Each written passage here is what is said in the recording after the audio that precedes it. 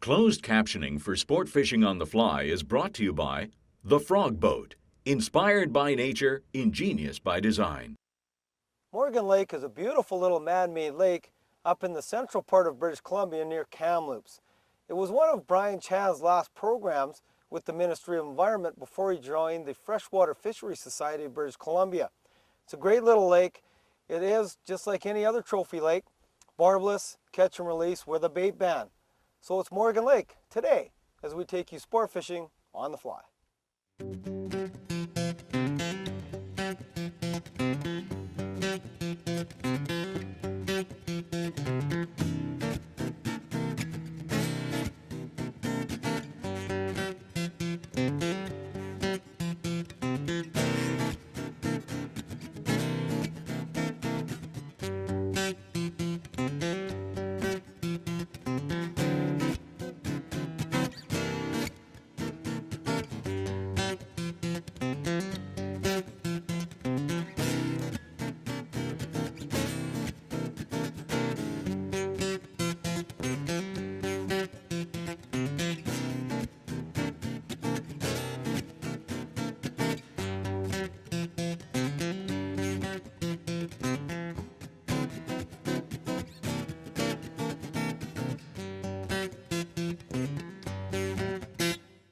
Sport Fishing on the Fly is brought to you in part by Islander Reels, Precision Reels, and The Frog Boat, inspired by nature, ingenious by design, and Rio Products, specialists in fly lines, leaders, and tippet materials.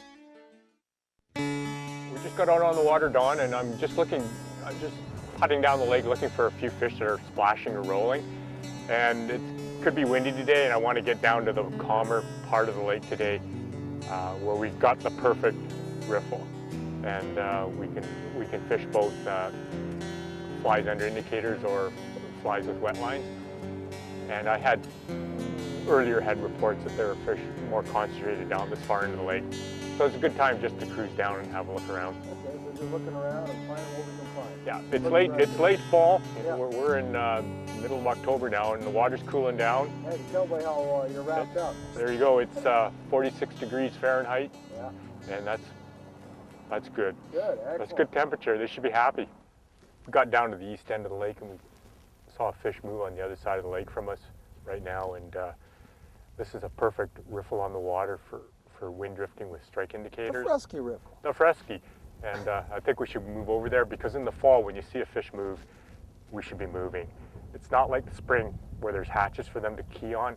They're moving around, they're opportunistic, and if you see a fish move, the chances are it's going to have some friends with them, and we probably want to go investigate it. Yeah, why are they together? Why do you think they're... A lot of times fish bunch up in small groups in the fall, and maybe it's a foraging tactic for them feeding, I'm not sure, but certainly when you see fish move in the fall, you want to pull the anchors and go after them. Excellent. So we had to move. Yeah, they're not. It's early, and these fish tend to like a lot of swimming amongst the weeds, because I guarantee if we catch some fish today and we do a throw pump, it'll have shrimp. Oh, shrimp. Okay. In it, our favorite fly. One of your favorites. And so I've just moved this up into some real shallow water. We're only going to be fishing like in 5-6 feet of water just on top of the weeds down here, but And that's it. It's 5-6. But they could be here too. Yeah. Well, you got to check everywhere. We got to move. Yeah, we just got to keep moving around. Yeah. And quite often in the fall, you don't get it, because we're not fishing hatches or emergencies. Those fish might bite for 2 hours today, and we don't know when that window will be. It might start at 11 o'clock. It might start at 3 o'clock. Oftentimes you'll get short bites, nothing, a few bites, and then nothing. Or sometimes it's one big bite that lasts 3 hours, and that's it. And that's it. Before that and after that, it's not good. That's pretty well fall fishing. That's fall fishing, but it can be spectacular fishing when the bite's on. They have to eat. Yeah. It's getting late out, and they've got to put their groceries on. Well, for the beautiful winter. thing I like about fall fishing is you get the big fish. That's you right. Go out there and you've got the chance for the biggest fish of the year. And in a great shape, right? They're not all spawned out. That's right. They're prime. That's right. Well, let's give it a go. Try here, and if we got to move, we've got to move. We'll move.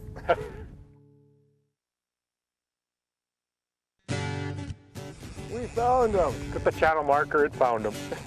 Right on. This is a heavy fish. Actually, it looks pretty good. Yeah, well, we caught, you know, we got those plucks from those little ones this morning, and we just kept waiting for the big guys to get happy. And we're fighting wind today, so it kind of restricts where we can, or limits where we can actually fish too. So now, does that change where the fish will actually move? You know, we've seen wind push stuff up, stir it up. Yeah, sometimes it does, but with these fish in this particular lake, they often, I mentioned earlier, they don't like it really windy, especially when you're fishing with an indicator. They like things sitting still. Right. And it's a strain of fish we got in here. This is a good one, Brian. Yeah, it's a good fish. Show you down here. Because we caught him. I can see there's Brian's indicator. And we're fishing, again, parallel to this little shoal. It comes up on a nice weed bed, nice grass structure, drops off real quickly down to probably 8 to 10 feet. And again, we're just hanging indicators. Oh yeah, right into that area. It's nice fish. Oh, it's a beauty. I'm gonna net it. Okay. Now, you thinking throat sample or? You know, it's the first big fish we got today. We should probably have a quick look. Yeah, we've had the little guys that were too small to throat sample, so. This has probably got shrimp in it, but we didn't show you on tape, but this is a nice fish. Well, you know, I love the spot. We just got over here. We went and got beat up in the wind down below there, which wasn't good. So it's really nice. Oh, what a gorgeous fish.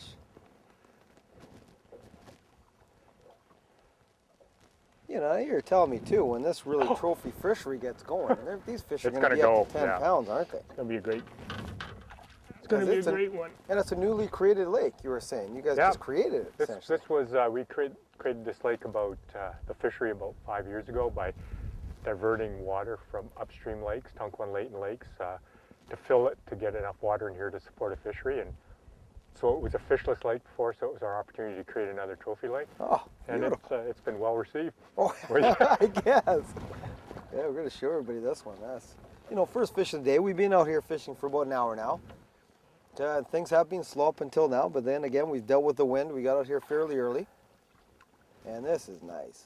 Big male, looks like. Yeah, it's so even though this fish is sterile, yeah, the males still develop sexual traits, like they'll get a hook nose and they'll get a bit of color, and they'll actually develop gonads, but there'll be no connection. The gonads can't be released, so they'll develop sperm, but they can't sexually reproduce. Oh, okay. So it's just one of the byproducts of just strictly triploiding fish. Most of the fish stocks we do release as sterile fish are all female triploids, so they're females and they're triploided, so they remain silver bright. So hopefully today we'll catch some females that are also triploided or neutered, and they should be quite silvery. Oh, that's interesting fact on that. So I'm just going to see if I can take the hook out.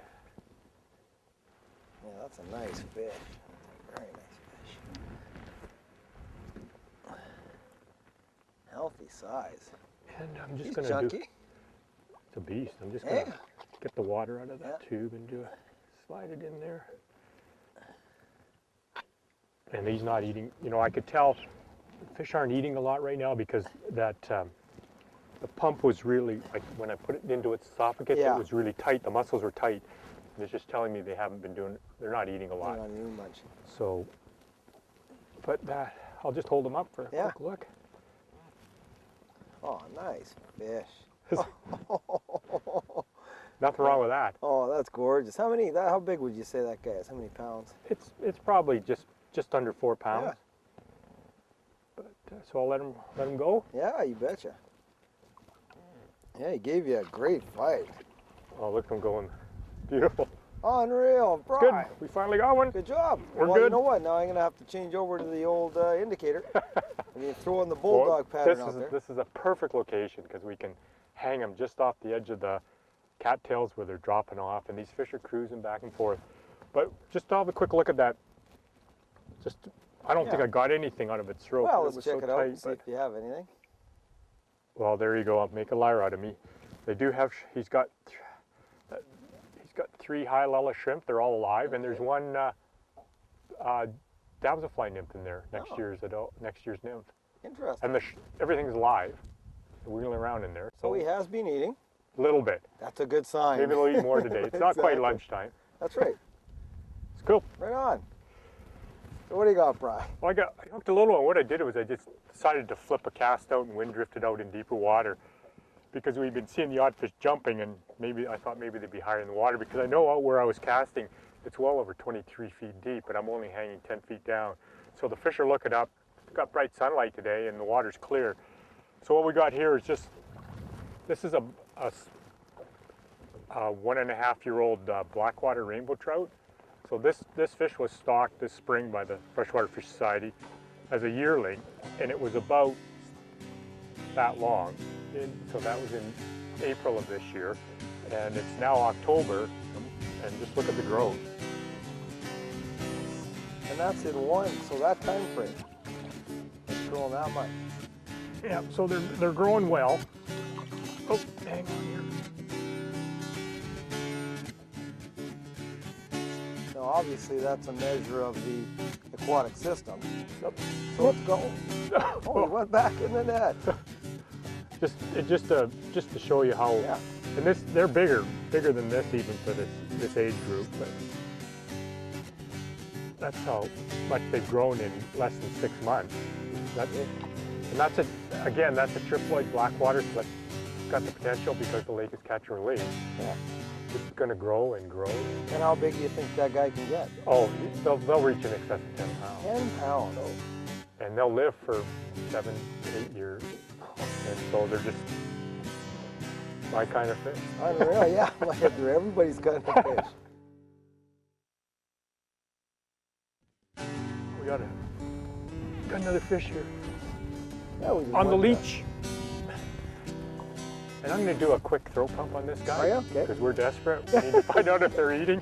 We're desperate. Well, it has been. We've been out for a few hours now. You got the one nice one. We've caught a lot of small ones. A lot of small A ones. lot of small guys. You know, which is a good day of fishing too, but of course everybody wants to see the bigger fish. Yep. So we'll get a quick throw sample of this little guy and see what's happening. Oh yeah, this guy's eating. Is he? So beautiful Oh, yeah. That's a pretty fish. blackwater rainbow That trout. And this one was probably stocked last spring, and it's going to be a beautiful fish in another couple of years. Nice. Very pretty fish. So what's he eating, Brian? definitely eating. Good. And we'll just need to know. well, there you go. That's what. This is interesting.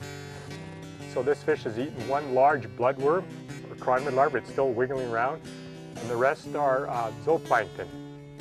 Ooh. It's feeding on zooplankton, and they're all alive. I don't like zooplankton. Yeah. So you can see them diving around in there. Yeah. So that makes it challenging when they're on zooplankton. Oh, no kidding.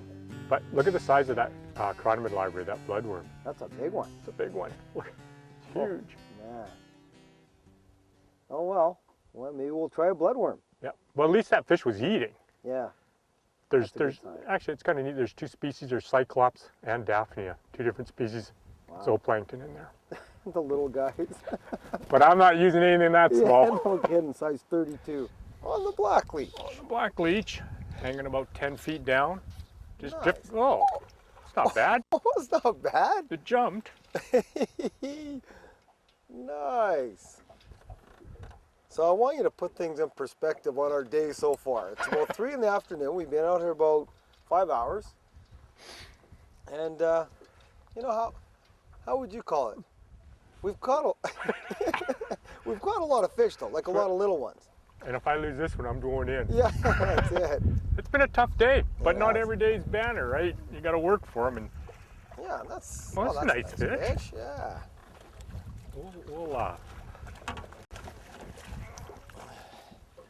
Decent. have a look at this one. No, that's a beautiful triploid blackwater. Oh. That See is if I can get the hook out without losing them.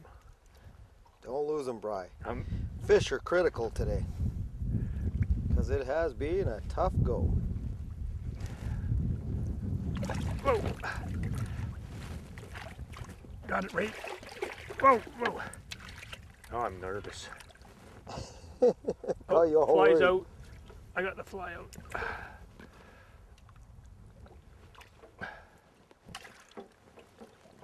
There's a nice fish. There we go. How's that? Isn't that a pretty fish? Oh, is it ever? Look at the colors, eh? Very nice and chrome, real pretty. Nice little size. Been in the lake for 2 years.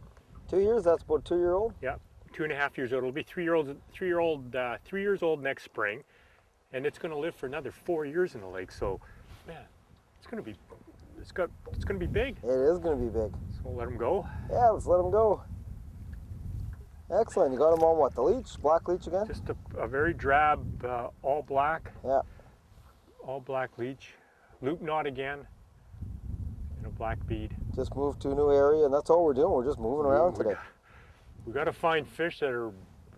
Everywhere we've gone, we've caught 1 or 2 fish, but nothing real consistent. Yeah. And that's just because they're not very happy today. Well, the funny thing with mine, every time I cast out there, I got this little guy. These little guys. I'm the little guy king today. Someone's got to do it. Yeah, but you know, we want to show the bigger guys. So. Day's Hey. not over yet. No, it isn't. We still have a bit of food left.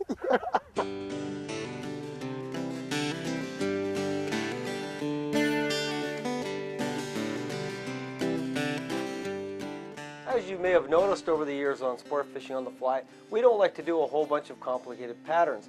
We like to keep it simple, and the pattern I'm about to show you is very simple but very effective. It's called the matchstick chronomid. Make sure you have these materials ready before you tie the fly. For the hook, we'll use a size 12 curved nymph, some 6/0 red thread to tie with, some natural mallard for the tail, some peacock herl for the body, some red copper wire for the ribbing, and for the head, some red thread finished with red lacquer. I've already tied my red thread onto the hook and formed a good base layer. Now what I'm going to do is take about 4 strands of my mallard and tie it in for the tail and make it about the length of the hook. As I'm tying in the tail, you can notice that I've only gone about 3/4 of the way down the hook. We don't want to go all the way down to the bend of the hook. Leave the tail so it goes straight back off the hook. Now I'm going to take some red copper wire and tie it in for the ribbing, and we'll use that once we get the body tied in. The rib is now tied in. I'm going to take 2 strands of my peacock herl, and we're going to tie it in for the body. And once it's tied in, we're going to wrap the 2 together, just wind the 2 strands together, and then wind it forward all the way to the eyelet to form the body. After the body's tied in, you want to take your red copper wire that you've had off the back and slowly proceed up and only put in about 3 to 4 ribs max. I've got 3 on this fly, and that's probably just right. And finish off near the head. The last few steps of the fly are quite simple. We're going to take our red thread and form quite a large red head on it, probably about 1/4 of the way down the hook. Then we're going to whip finish and finish the fly off with our red lacquer.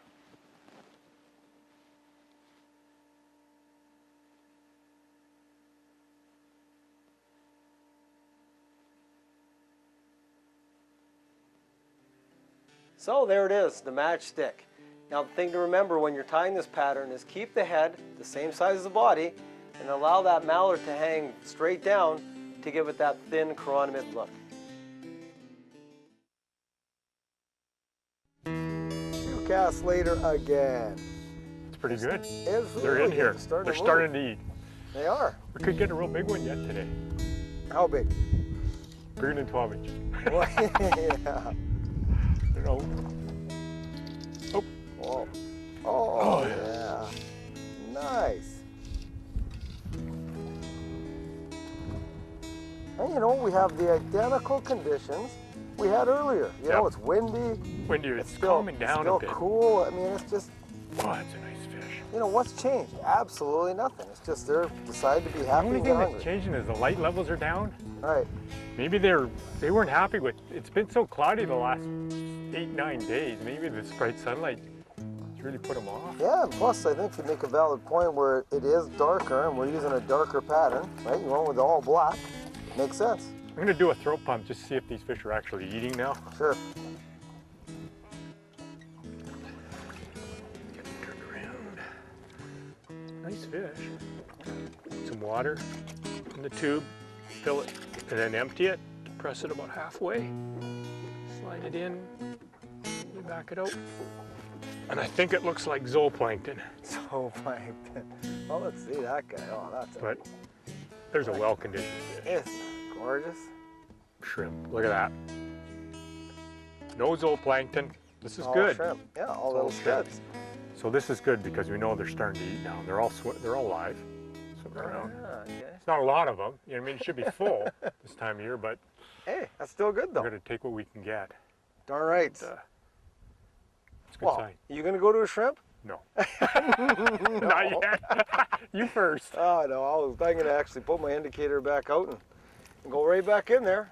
Same spot, right over there. What do you got there, Don? Well, this is pretty well the size of the day for me.